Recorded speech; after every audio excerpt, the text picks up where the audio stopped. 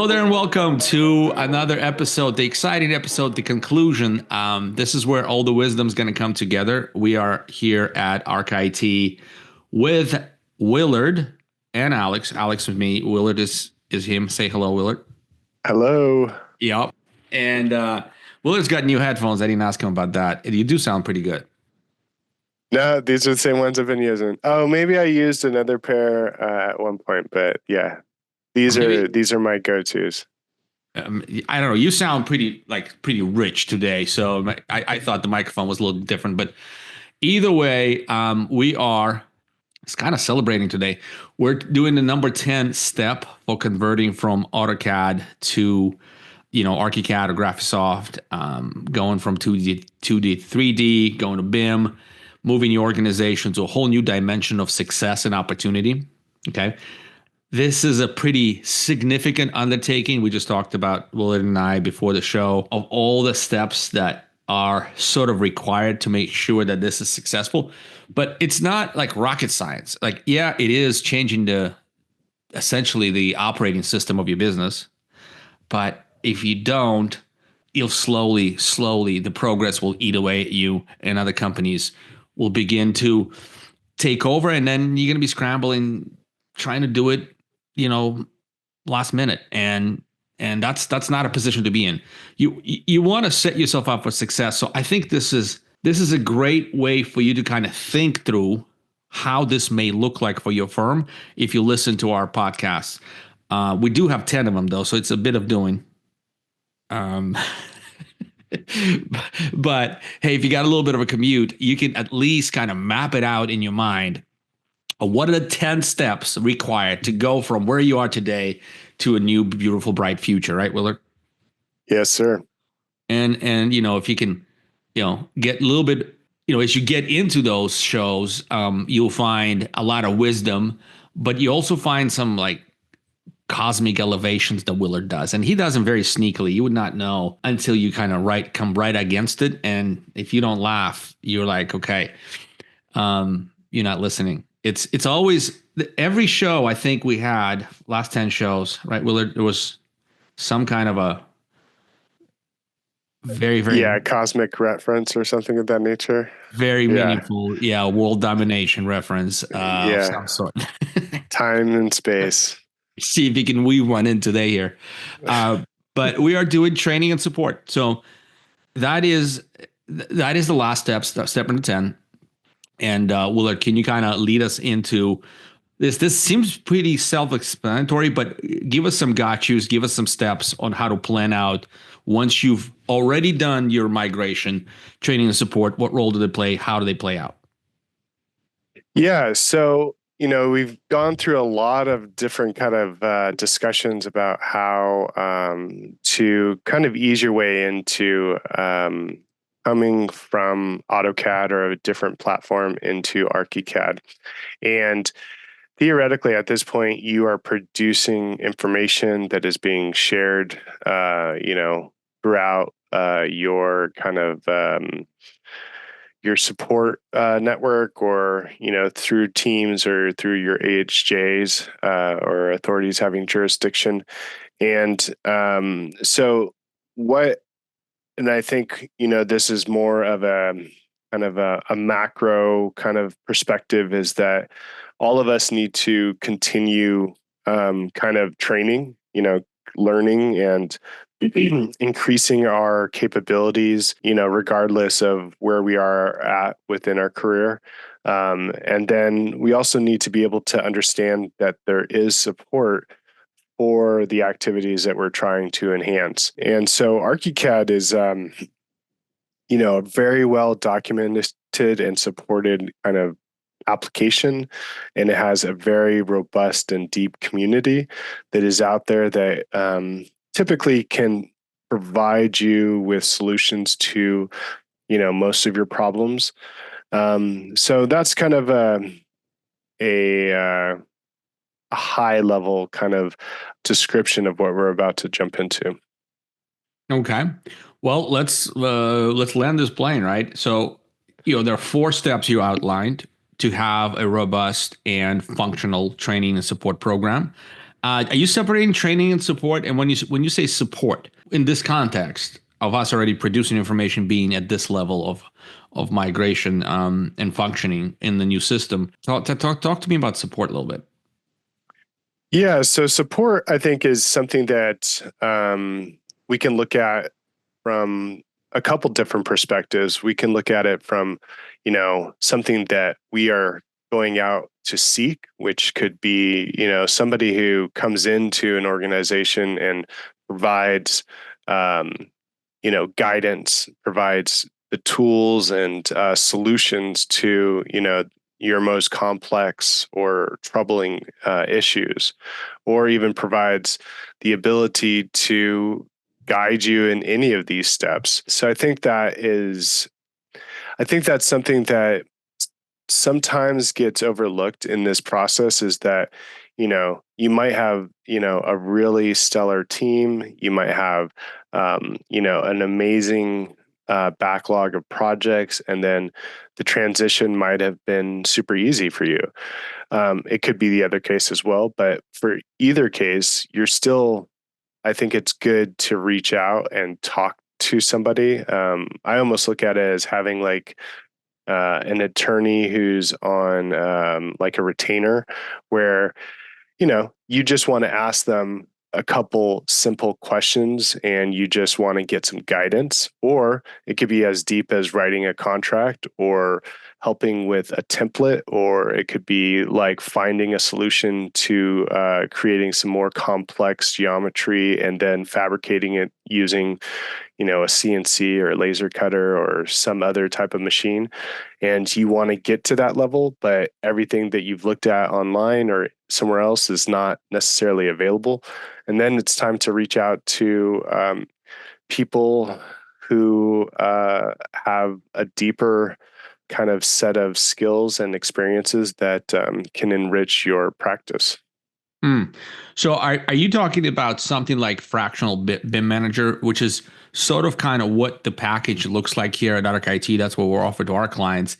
Is this how would you call that support level? Is this it's sort of like you have a little bit of a guru out there that you can just call in and ask a question. That's really nice to have. Like I feel like in my businesses, like I have these sage folks that I'm very lucky to surround myself with. That if I have accounting question, if I have a tax question, if I have a legal question, if I have a technical question based on whatever it is I'm doing, like I have people that I can tap. And is that similar? Yeah. Yeah. I think there's a tipping point, especially in going from like a small to medium sized practice, from a medium sized practice to a large practice, where even like a small practice, so I'd say like 5 people. Out of those 5 people, I think sometimes it's a little bit too much to ask for one person to be the guru within that group. And that can be a role that distracts from their ability or their trajectory.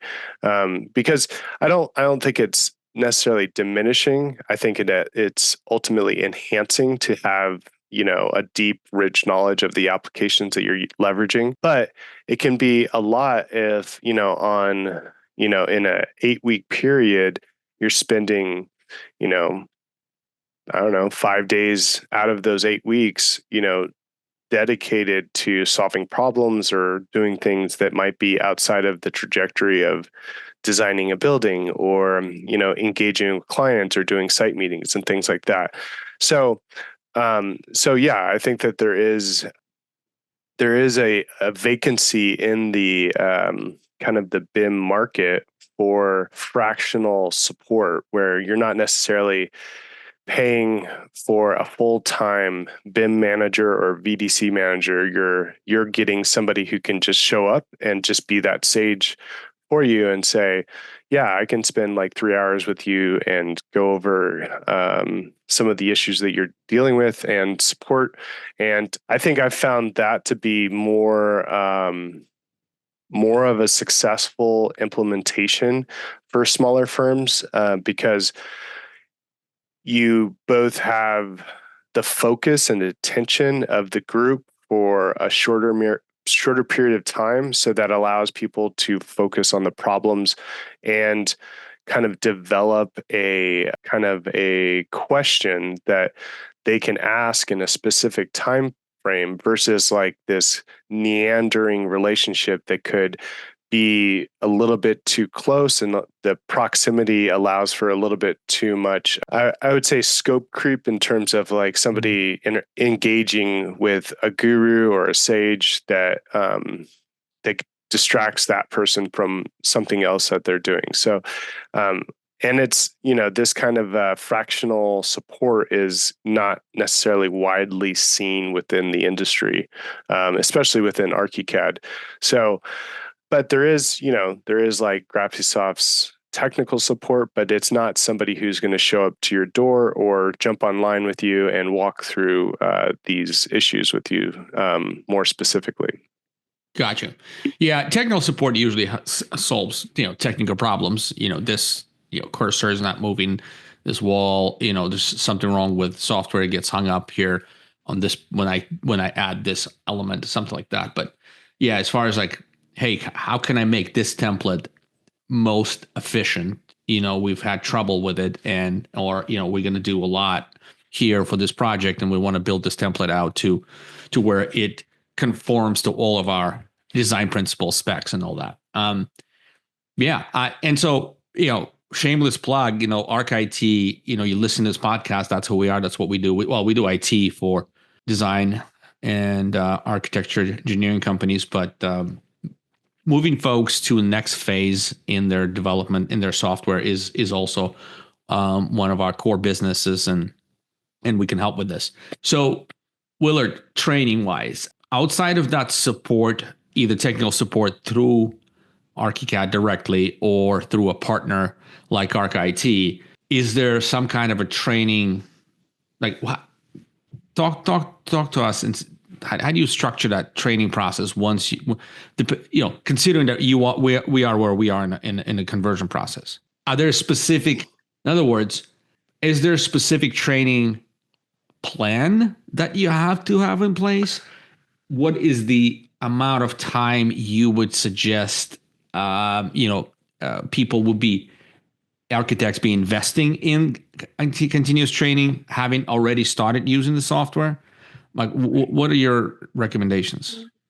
Yeah. So I think that there's, yes, definitely multiple tiers of training and kind of engagement, which we talked about in earlier kind of episodes. But I think there's kind of an onboarding training, a skills assessment where it says, you came from this application, so we're going to sit down with you for 3 hours and 4 hours or something of that nature.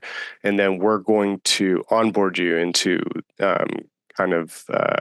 getting familiar with the application. And then I think that there's, the potential to do kind of a yearly training where it's like new application or new version of an application. So let's go through all the new features of that. And then I would think that there's probably intermittent, every 3 months or every potentially, a lunch and learn on a monthly basis where it's saying this is, a new technique, or this is a way to solve, something that we in a group have been doing. It could also be, potentially dovetailing that with template development. So, and I think template development gets a little bit, like, even the term is a little bit nebulous or maybe not as descriptive, because I think template development is also kind of a continual training opportunity where you're not only looking at how things or how layers or layer combinations or views are being created or are created, or experimenting with potentially new ways to create layers or name layers or things like that. So I think that even in the generation of a template file, that can be an opportunity to learn how to be more efficient. And then I think that that's also a good way to show the rest of the team, like, I've been working on, this solution, and the reason why I'm doing that is because, this archaic way that we were doing in the past is, much easier in this other way. And then I think, one other aspect is diving into both, kind of online training opportunities, tutorials, or things like that, where you can get a glimpse of something and how that might be leveraged, and then potentially taking it to the next level and having a personal coaching session with somebody who has, a deep knowledge of techniques or efficiencies. And then, so I think that there's, a few different ways to kind of continue the training, because I think that idea of continually training also, it's important for all aspects of the profession or your personal life, is just continually trying to improve, or at least be more efficient, so there's a lot of ways that we can leverage, you know, our applications, and then further hone that tool or that skill set over time. Got you. I like the lunch and learns. That's a really good way to cross pollinate the best efficiencies within the org. That's great. Really good plan. And so I think this is a good way for us to let folks know that, look, if you got thus far, in our description, or I guess in our journey here through the 10 steps of migrating your design software, I think you're very serious about being successful at it. And if you are, would love, if you need help, would love to get your phone call or your inquiry through getarchit.com.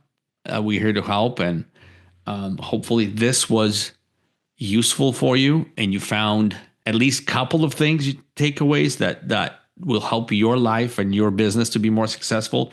Willard, I really appreciate all this time, research, knowledge, and sharing. I mean, yeah, at times this is we got technical, but this is technical. This is, this is not a trivial piece of software. We're not drawing things just on a scrap piece of paper. It's not back of the napkin stuff. This is serious design software and requires fairly serious and planned approach. And so for we thank you for your time and your attention. And again, if you need help, go to getarchit.com.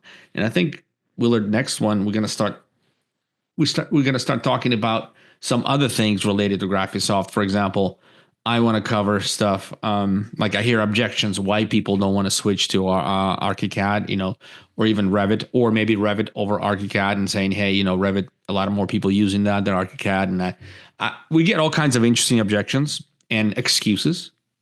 I want to do the excuse buster episode. Yeah, I think that'd be really interesting to do. And like, what does Wired do when they do that fill in, where you start typing something and it auto fills the thing? It would be interesting to do it like that too, where it's like ArchiCAD is, blank. Yeah. All right. Well, so yeah, we get to play games next few episodes and educate you as well at the same time. So anyway, thank you all very much for your time and attention. We wish you absolute success and phenomenal riches, a lot of smiles, and many, many, many, many, many, many beautiful buildings in the future of you and your company. Yeah. Anything to add? No, I mean, I think that if you got this far, you have definitely, hopefully, gleaned a little bit of, some of the things that you could be doing or are doing. And I think you are in good hands with ArchIT in terms of having both a partner that's going to help you deploy and manage applications, as well as potentially helping you use those applications, specifically ArchiCAD, in a more efficient and effective way to build some amazing structures throughout the world and potentially off world. There he goes, cosmic again. I was trying to figure out how I was going to get that in there, but yeah, good. I mean, it's been fun, and I look forward to diving into some more tangential discussions in the future. Yeah, let's have more fun. All right, go to getarchit.com. Check us out if you're not already there. And then we'll see you next time. Thank you very much for watching, listening, and paying attention and staying with us here. Thanks.